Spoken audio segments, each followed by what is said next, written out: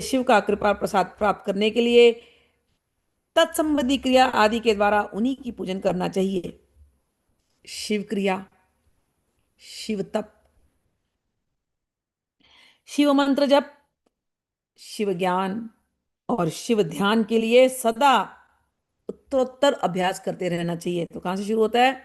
शिव क्रिया, उत्तरोत्तर, एक के ऊपर एक, एक के ऊपर एक। शिव क्रिया कैसी होती है? जैसे पार्थिव शिवलिंग बनाना, ये शिव क्रिया है। जैसे हम लोग रुद्री पाठ करते हैं, पाठ कर रहे हैं ना, तो कुछ लोग घर में अपने भगवान की पंचामृत से पूजा करते हैं, वो सब क्रिया है। तो शिव क्रिया। फिर कहते हैं शिव तप। शिव तप ये कि पूरे सावन भर भगवान शिव को याद करेंगे, रोज हम रुद्री पाठ 11 बार करेंगे, ये शिव तप।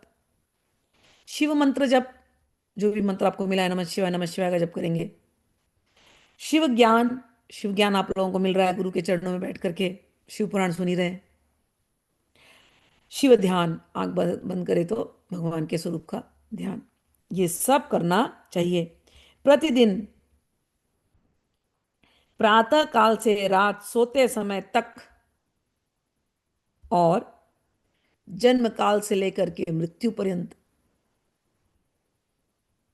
सुबह से लेकर रात तक और जन्म से मृत्यु तक, हर समय क्या करना है? भगवान शिव के चिंतन में बिताना चाहिए। शिव ज्ञानम शिव ध्यानम उत्तरोत्तर, अतः शिव प्रसादार्थम क्रियाद्यै पूज्यै शिवम शिव क्रिया शिव तपः शिव मंत्र जपः सदा शिव ज्ञानम शिव ध्यानम उत्तरोत्तर अभ्यसेत आसुप्तेरा मृते कालम नयद्वै शिव चिंतया। कह रहे हैं, क्या क्या कहा कि यदि आपको शिव की पूजा पूजा करनी है, यदि आपको शिव कृपा चाहिए, शिव का प्रसाद चाहिए, तो क्या क्या करना है? शिव क्रिया, शिव तप, शिव मंत्र जप, शिव ज्ञान, शिव ध्यान, ये उत्तरोत्तर अभ्यास नित्य करना चाहिए। और कब से कब तक? सुबह से लेकर रात तक, जन्म से लेकर मृत्यु तक, हर समय शिव का चिंतन करना चाहिए। कौन से मंत्रों से करें? जो रुद्री में आप लोगों को सद्योजात आदि मंत्र बताए गए, और नाना प्रकार के पुष्पों से शिव का पूजन करना चाहिए। जो नाना प्रकार के पुष्पों से और इन मंत्रों से भगवान शिव का नाम लेकर के उनका पूजन करता है, वो शिव को प्राप्त करता है। ऋषिगण पूछे, हे सुव्रत, आप लिंग आदि में शिव जी के पूजा का विधान बताइए। सूत जी बोले, हे द्विजो, मैं लिंगों का क्रम का यथावत वर्णन करता हूं, आप लोग सुनिए। सबसे बड़ा लिंग क्या है? कहते हैं प्रणव, ओमकार, ये लिंग है, शिवलिंग है ये। क्या? ओमकार, प्रणव।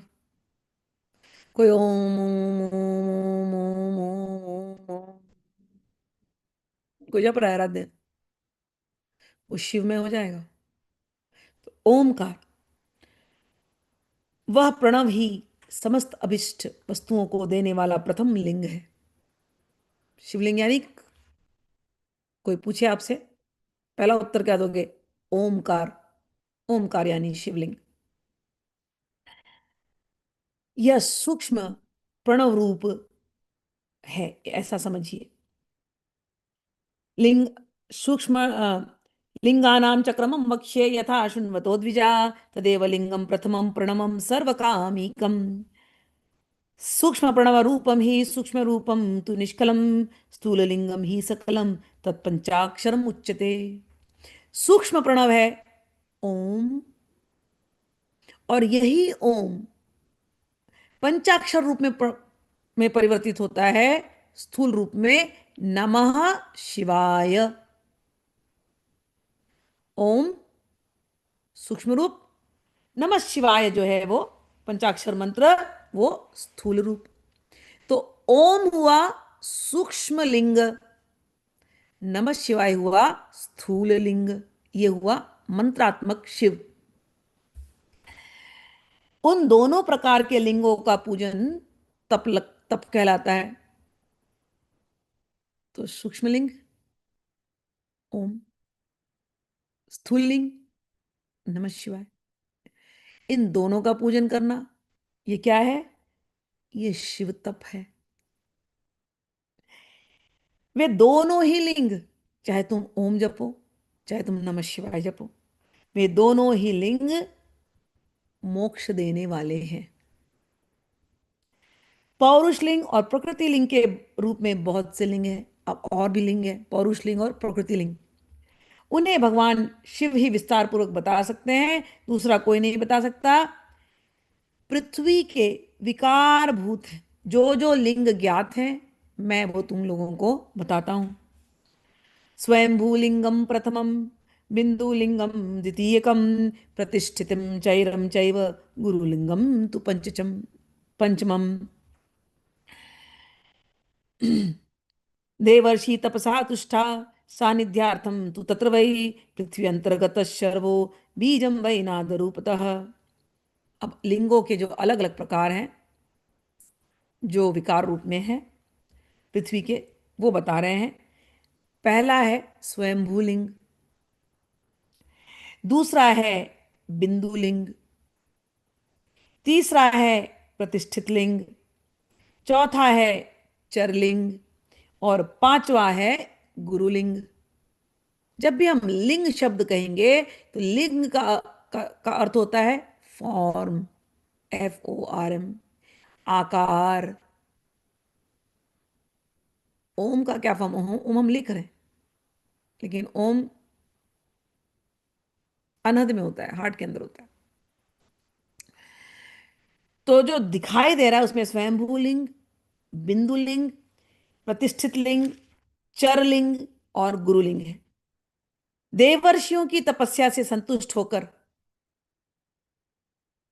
जो देव ऋषि हैं, वो जब तपस्या करते हैं, उनसे संतुष्ट होकर के उनके समीप प्रकट होने के लिए पृथ्वी के अंतर्गत बीज रूप से व्याप्त हुए भगवान शिव वृक्षों के अंकुर की भांति भूमि को भेद कर नादलिंग रूप में व्याप्त हो जाते हैं। वे स्वतः व्यक्त हुए शिव ही स्वयं प्रकट होने के कारण स्वयंभू नाम धारण करते हैं, यानी जन उन्हें स्वयंभू लिंग के रूप में जानते हैं। ये पूरी पृथ्वी,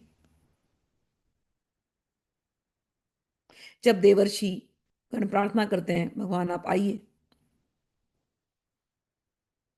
जहां भी, तो वहां भगवान प्रकट होते हैं उन जगहों में। ये पूरी पृथ्वी को प्रकट होना, नाद रूप में प्रकट होना, ये पृथ्वी अपने आप में एक स्वयंभू लिंग है। जहां जहां पहाड़, जहां जहां तुमको दिखेंगे, जो भी पहाड़ दिख रहे हैं, वो स्वयंभू लिंग है। केदारनाथ आप चले जाओ, पहाड़ की चोटी की पूजा होती है, स्वयंभू लिंग है। ठीक है।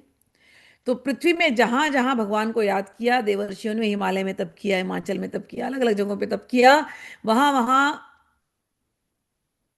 जो शक्ति विशेष रूप से ऊर्जा जो हुई, जहां नमः शिवाय का करोड़ करोड़ जप हुआ, उन सब जगहों में स्वयं भूलिंग के रूप में भगवान प्रकट हुए।